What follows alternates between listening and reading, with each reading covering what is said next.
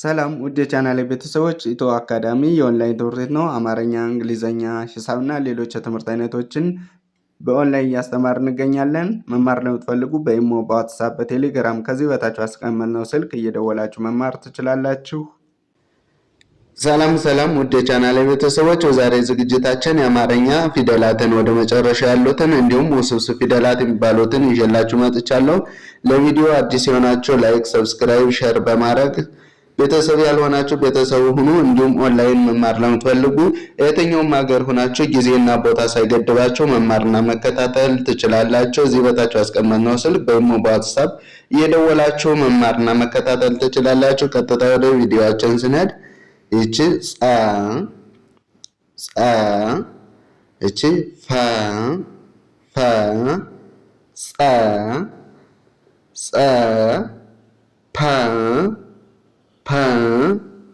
አ፣ ሀ። አንዴ ድገሙ። ጸ፣ ፈ፣ ጸ፣ ፐ፣ አ፣ ሀ። ይቺ ጸና ይቺ ተመሳሳይ ናቸው ማለት ነው። ስለዚህ የመጀመሪያ ፊደላት ናቸው እነዚህ። ሁለተኛ ላይ ደግሞ ያሉት ጹ፣ ፉ፣ ጹ፣ ፑ፣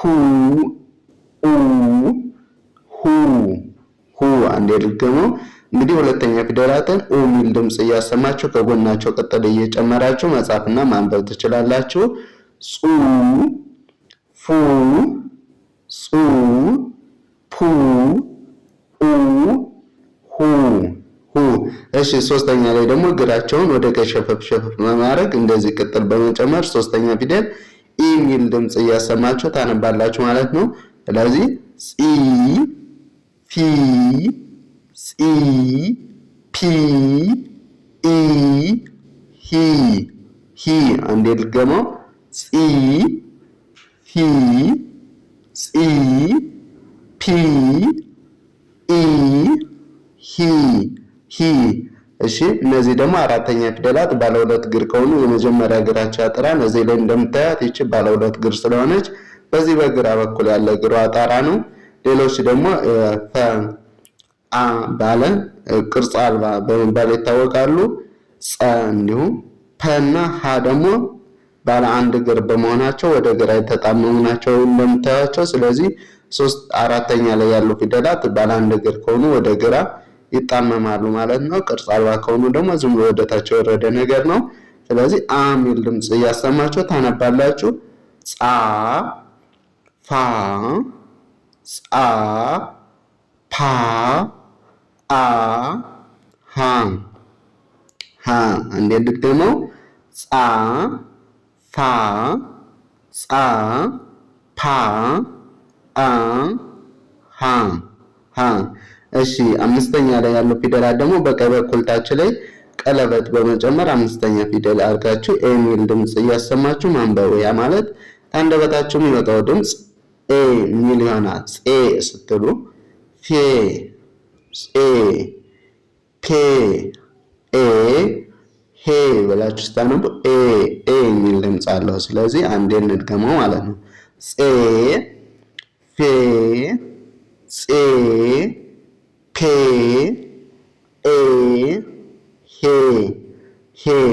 እሺ፣ ስድስተኛ ላይ ደግሞ የሚል ድምጽ አለ። ያ ማለት ጽ፣ ፍ፣ ጽ፣ ፕ፣ እ፣ ህ።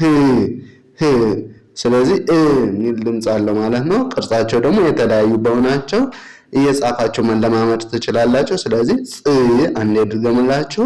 ጽ፣ ፍ፣ ጽ፣ ፕ፣ እ፣ ህ። እነዚህ ስድስተኛ ላይ ያሉ ፊደላት ናቸው። ሰባተኛ ላይ ደግሞ ባለ ሁለት እግር ከሆኑ የመጨረሻ እግራቸው በዚህ በቀኝ በኩል ያለ እግራቸው ያጠራል። ባለ አንድ እግር ወይም ደግሞ የተለየ ቅርጽ ሊኖራቸው ይችላል። ስለዚህ እዚህ ጋር የቅርጽ አልባ የሚባሉት የፈና የጸ መጨረሻ ላይ አናታቸው ላይ ቀለበት አላቸው እንደምታያቸው። የፐ ደግሞ የተለየች ናት። የአ የተለየች ናት። የሃ አናቷ ላይ ቀለበት አላት። ባለ አንድ እግር የሆኑ ፊደላት ብዙ ጊዜ ከአናታቸው ላይ ቀለበት አላቸው። የመጨረሻ ፊደላቸው ባለ ሁለት እግር ከሆኑ ደግሞ የመጨረሻ እግራቸው ወይም በቀኝ በኩል ያለ እግራቸው ያጠራል። ድምጻቸው ደግሞ ኦ ሚል ይሄ ማለት ጾ ስትሉ ከአንደበታችሁ መጨረሻ የሚመጣው ድምጽ ኦ ሚል ድምጽ ያስተጋባን። ስለዚህ ጾ ፎ ጾ ፖ ኦ ሆ ሆ። አንዴ ልገምላችሁ ጾ ፎ ጾ ፖ ኦ ሆ ሆ እያላችሁ ታነባላችሁ። እነዚህ አሁን ሆ በምትልበት ሰዓት ኦ የሚል ድምፅ አለው። ፖ በምትልበት ሰዓት፣ ፎ በምትልበት ሰዓት፣ ጾ በምትልበት ሰዓት ኦ የሚል ድምፅ አለ ማለት ነው። እሱን ነው ከአንደበታችሁ መጨረሻ ላይ ኦ የሚል ድምፅ ያስተጋባን ምላችሁ። ወደ ሉ ይቺ የመደመር ምልክት ናት። ዋ ሉ ዋ ሏ ሏ የሚል ድምፅ አለው። ሁ ዋ ኋ ኋ ሙ ዋ ሟ ሟ ሱ ዋ ሷ ሷ ሩ ዋ ሯ ሯ ሱ ዋ ሷ ሷ ሹ ዋ ሿ ሿ ቁ ዋ ቋ ቋ ቡ ዋ ቧ ቧ ው ዋ ቧ ቧ ቱ ዋ ቷ ቷ ቹ ሲደመር ዋ አንድ ላይ ማንበብ ማለት ነው። ሌላ አበባ ቿ ቿ ኑ ዋ ኗ ኗ ኑ ዋ ኗ ኗ። ይቺ ራሷ እንደ አናባቢ ስለምትቆጠር ተብላ ትነበባለች።